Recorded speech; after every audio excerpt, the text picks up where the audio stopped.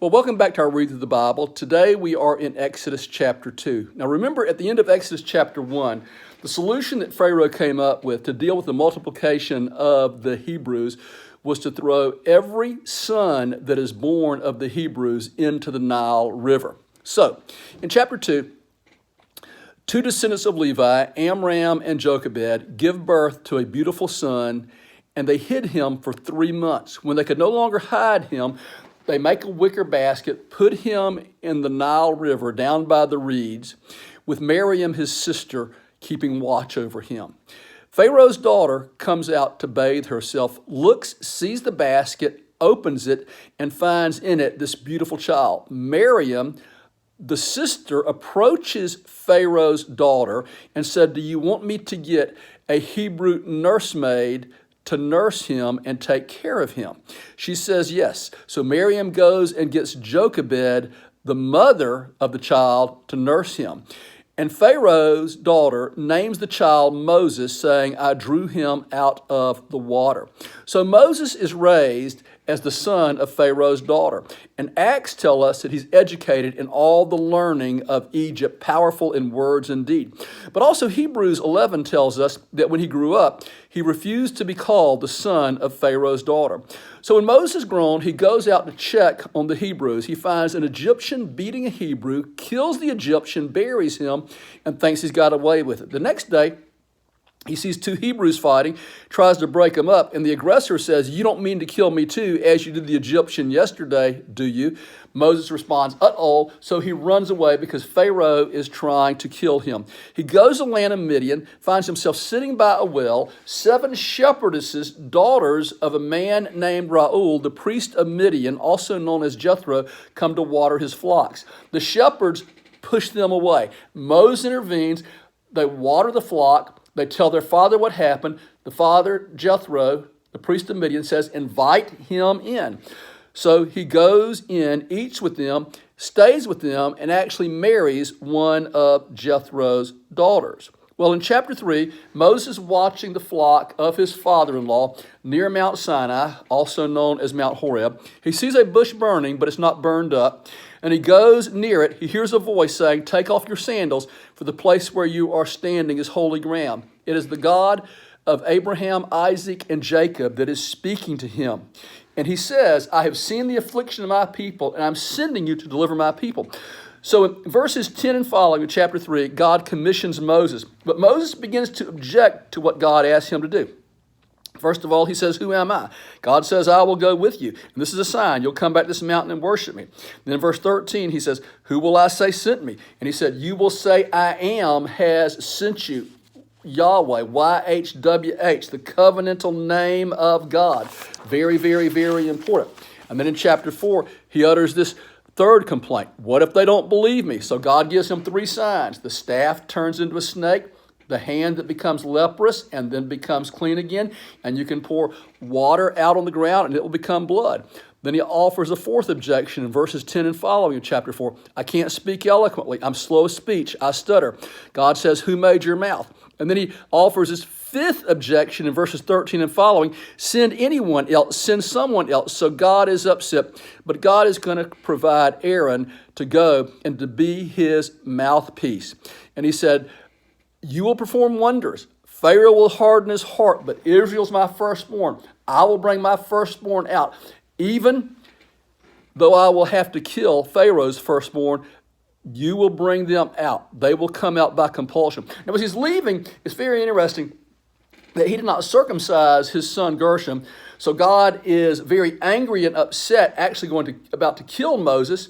So Zipporah, the wife, intervenes, quickly circumcises the son, gets really upset, and it kind of ends as that note as Aaron and Moses head off to Egypt. So Moses and Aaron confront Pharaoh and tell him, "God says, let my people go a 3 days journey into the wilderness and sacrifice and worship me."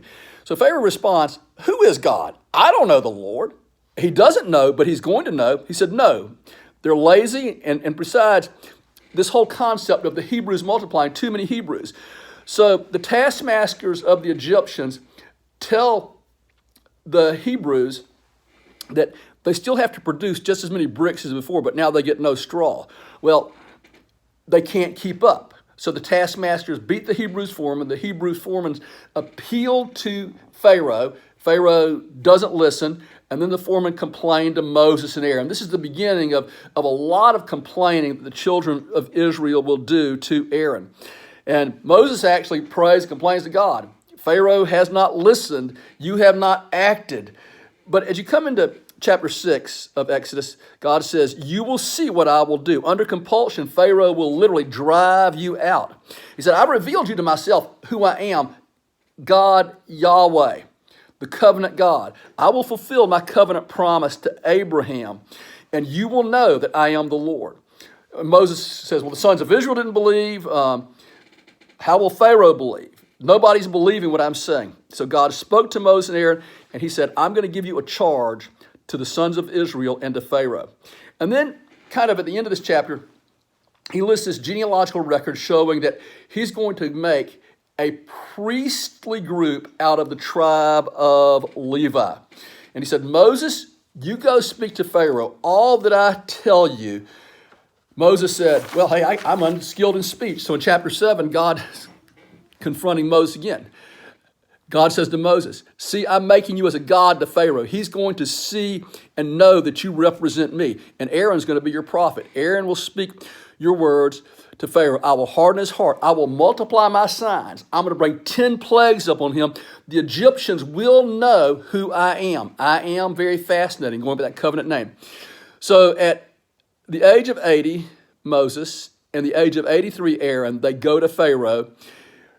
And Pharaoh says, hey, work a miracle. I want to see something. So Aaron throws down his staff. It becomes a serpent. Pharaoh's magicians, Janus and Jambres from 2 Timothy, we know their names, threw down their staffs. They became serpents. But guess what? The serpents from Aaron's staff consumed the serpents from the staffs of the magicians. It ought to tell you, God is more powerful than the works of Satan. So as you come to verse 14 of chapter 7, here we go. The 10 commandments are about to begin. The 10 commandments, the 10 plagues of Egypt are about to begin to take place. So Moses and Aaron station themselves in the morning to meet Pharaoh as he goes down to the river. I assume he's going there to bathe. And so they tell him what's going to happen. And so all of the water in Egypt, the Nile, even the water in the pots is turned to blood, nothing to drink. The magicians are actually able to duplicate this.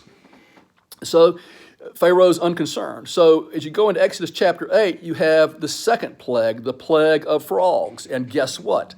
The magicians are able to reproduce this. But at the same time, Pharaoh kind of knows he's got a problem. So he asked Moses and Aaron to pray for the frogs to be removed. And they say, you set the time. So the time tomorrow, the frogs are removed. Well, Pharaoh hardens his heart. It's interesting, Pharaoh hardens his heart here. He's given this chance to repent, and he doesn't because he's going to lose control here very quickly about the ability to repent.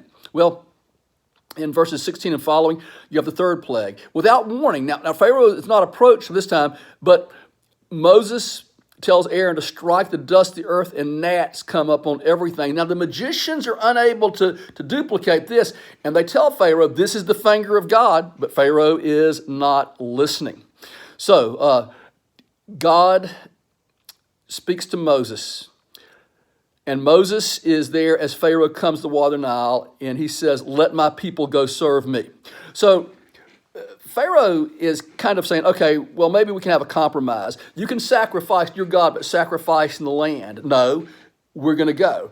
He says, okay, go, but not far. The second compromise. Moses says no. You see, these compromises that Pharaoh's offering, kind of Satan will always offer you a compromise, but don't listen to those compromises. So anyway, you have the fourth plague, the fourth plague, the plague of flies. Then you have the fifth plague in chapter 9, the plague of the livestock being killed. Now, it's interesting that God is now making a distinction. In other words, the flies are in the land of Egypt, but they're not in Goshen around the Israelites. The livestock of the Egyptians are destroyed, but not the livestock of the Israelites.